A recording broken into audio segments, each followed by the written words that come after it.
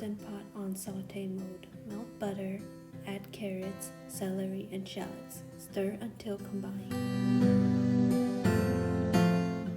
Add salt, pepper, thyme, oregano, and chicken and stir well. Pour in chicken broth and water.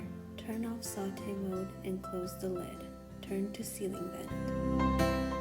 7 minutes on soup broth mode, then quick pressure release. Add in parsley and noodles.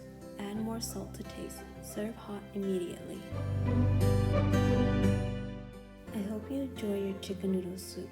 Please remember to like and subscribe to my channel for more videos, and I've included the link below for the recipe.